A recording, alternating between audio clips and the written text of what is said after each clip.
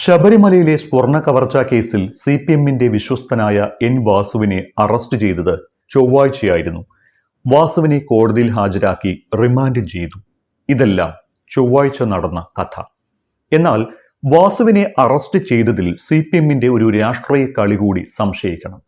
വാസു സിപിഎമ്മിന്റെ വിശ്വസ്തനാണ്. ദേവസ്വം കമ്മീഷണർ സ്ഥാനത്ത് നിന്ന് ഇറങ്ങിയതിന് പിന്നാലെ ബോർഡ് പ്രസിഡന്റായി വീണ്ടും ദേവസ്വത്തിലെത്താൻ മാത്രം ശേഷിയുള്ള, അത്രയ്ക്കും സ്വാധീനമുള്ള ഒരാൾ. അതുകൊണ്ട് തന്നെ വാസുവിന്റെ അറസ്റ്റ് വലിയ രാഷ്ട്രീയ കോലാഹലങ്ങൾ ഉണ്ടാക്കും എന്നറിയാവുന്ന സിപിഎം ഒരു കളി കളിച്ചു. ഡൽഹി സ്ഫോടന വാർത്ത കത്തി നിന്ന സമയം നോക്കി വാസുവിനെ അറസ്റ്റ് ചെയ്യിച്ചു.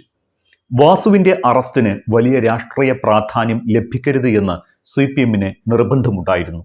അതോടൊപ്പം തദ്ദേശ തെരഞ്ഞെടുപ്പ് തീയതി കഴിഞ്ഞ ദിവസമാണ് പ്രഖ്യാപിച്ചത്. സ്ഥാനാർത്ഥി പ്രഖ്യാപനം പൂർത്തിയാക്കി മുന്നണികൾ തെരഞ്ഞെടുപ്പ് ചൂടിലേക്ക് കടക്കുന്നതേയുള്ളൂ. ഈ അവസരം നോക്കി അറസ്റ്റ് നടത്തിയാൽ അത് രാഷ്ട്രീയമായി തങ്ങൾക്ക് വലിയ ക്ഷീണമുണ്ടാക്കില്ല എന്ന് സിപിഎം കരുതി. അതും പെട്ടെന്നുള്ള വാസുവിന്റെ അറസ്റ്റിലേക്ക് നയിച്ചു.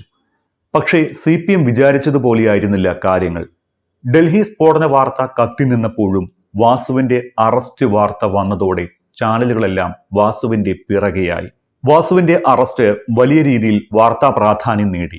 ഒപ്പം സിപിഎമ്മും വാസുവുമായുള്ള എല്ലാ ബന്ധങ്ങളും അണുകീറി പരിശോധിക്കാനും തുടങ്ങി മാധ്യമങ്ങൾ. ശബരിമല സ്വർണ്ണ കവർച്ചാ കേസ് ഇതുവരെ സിപിഎമ്മിന് രാഷ്ട്രീയമായ ദുരവസ്ഥ ഉണ്ടാക്കിയിരുന്നില്ല. എന്നാൽ വാസുവിന്റെ അറസ്റ്റോടെ ആ കഥ മാറി. തിരുവിതാംകൂർ ദേവസ്വം ബോർഡ് മുൻ കമ്മീഷണറും പ്രസിഡന്റുമായിരുന്നു വാസു. അതിലുമപ്പുറം സിപിഎമ്മിന്റെ വിശ്വസ്തൻ. പാർട്ടിയിൽ വാസുവിനുള്ള സ്വാധീനം ചെറുതല്ല. അതുകൊണ്ട് തന്നെ പാർട്ടിക്കുള്ളിലും പാർട്ടിക്കും വാസുവിന്റെ അറസ്റ്റ് ഉണ്ടാക്കുന്ന ആഘാതം ചില്ലറയാകില്ല എന്ന് സിപിഎമ്മിന് ഉറപ്പാണ്. സർക്കാരിന് ഇടപെടാനാകാത്ത വിധം ഹൈക്കോടതി നിരീക്ഷിച്ചുകൊണ്ടിരിക്കുന്ന ഘട്ടം മുതൽ ഏത് രീതിയിൽ ഏത് ഘട്ടത്തിൽ അപകടം വരുമെന്ന് സിപിഎം മുൻകൂട്ടി കണ്ടു. അതുകൊണ്ട് തന്നെയാണ് വാസു അറസ്റ്റിലായതിന് പിന്നാലെ AKG സെന്ററിൽ തിരക്കിട്ട കൂടിയാലോചനകൾ നടന്നത്. മുഖ്യമന്ത്രി പിണറായി വിജയൻ വരെ പാർട്ടി ആസ്ഥാനത്ത് ഓടിക്കിതച്ചെത്തിയത് വെറുതെയാണെന്ന് കരുതാനാകില്ല. വാസുവിന്റെ അറസ്റ്റോടെ ശബരിമല സ്വർണ്ണ കവർച്ചാ കേസ് സിപിഎമ്മിന് ഒരു രാഷ്ട്രീയ തലവേദനയായി മാറുമെന്ന് ഉറപ്പാണ്. ഇതുവരെ ഉദ്യോഗസ്ഥർ മാത്രമാണ് അറസ്റ്റിലായത് എന്നതാണ് സിപിഎമ്മിന് രാഷ്ട്രീയമായി വലിയ ഒരു പ്രതിസന്ധി ഉണ്ടാക്കാതിരുന്നത്. എന്നാൽ വാസുവിന്റെ അറസ്റ്റോടെ ഉടലെടുത്ത ഈ രാഷ്ട്രീയ തലവേദനയ്ക്ക് മറുമരുന്ന് തേടാനാണ് ഇനി സിപിഎം ശ്രമിക്കുക. തദ്ദേശ തെരഞ്ഞെടുപ്പ് തീയതി കഴിഞ്ഞ ദിവസം പ്രഖ്യാപിച്ചു. ഒരു മാസം പോലും ഇനി തദ്ദേശ തെരഞ്ഞെടുപ്പ് വോട്ടെടുപ്പ് നടക്കാൻ ശേഷിക്കുന്നില്ല. തദ്ദേശ തെരഞ്ഞെടുപ്പ് അംഗത്തിൽ വിജയം കൊയ്യാൻ പടവാടെടുത്ത് സിപിഎം പോർക്കളത്തിലേക്ക് ഇറങ്ങുകയും ചെയ്തു. ഈ സമയത്താണ് ദേവസ്വം ബോർഡിൽ രാഷ്ട്രീയ നിയമനം നേടിയവരിലേക്ക് അന്വേഷണം എത്തുന്നത് എന്നത് സിപിഎമ്മിനുണ്ടാക്കുന്ന തലവേദനയും പ്രതിസന്ധിയും കുറച്ചൊന്നുമല്ല.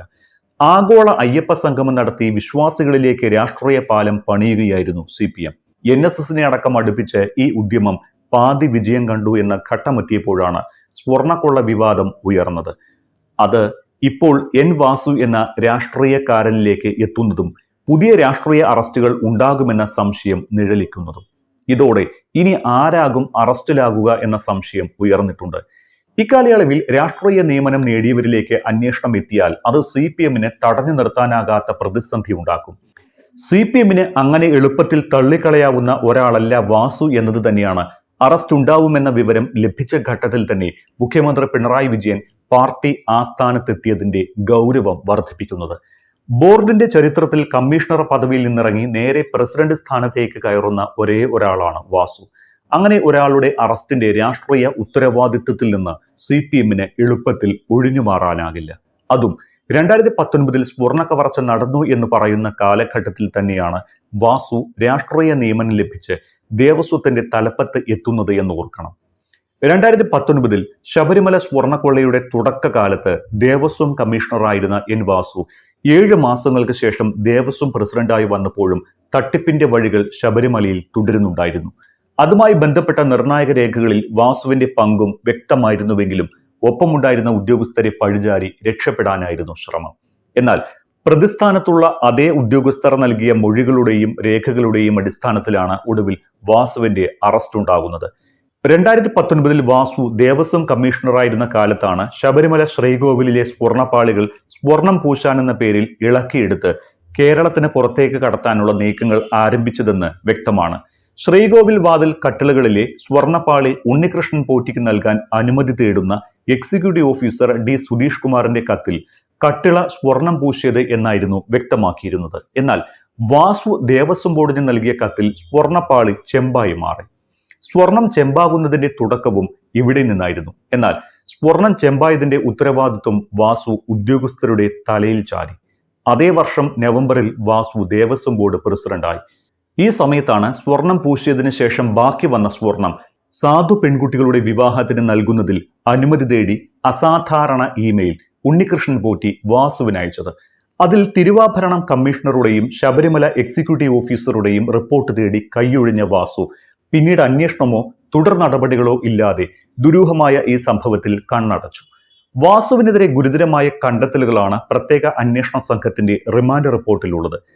പ്രതികളുമായി ഗൂഢാലോചന നടത്തിയെന്നും ഇതുവഴി ബോർഡിന് വലിയ നഷ്ടമുണ്ടായി എന്നും റിമാൻഡ് റിപ്പോർട്ടിൽ പറയുന്നു. ശബരിമല സ്വർണ്ണക്കൊള്ള കേസിൽ അറസ്റ്റിലാകുന്ന ആദ്യത്തെ ഉന്നതനാണ് എൻ വാസു. വാസു അറസ്റ്റിലായതോടെ ശബരിമല സ്വർണ്ണക്കൊള്ളയിൽ CPM നേതൃത്വത്തിനും പങ്കുണ്ടെന്ന് തെളിഞ്ഞുവെന്ന് പ്രതിപക്ഷം ആരോപിക്കുന്നു. ഇതോടെ ദേവസ്വം മന്ത്രിമാരെ കൂടി പ്രതിയാക്കണമെന്നാവശ്യപ്പെട്ട് പ്രതിപക്ഷ നേതാവ് VD സതീശൻ രംഗത്തെത്തിയിട്ടുണ്ട്.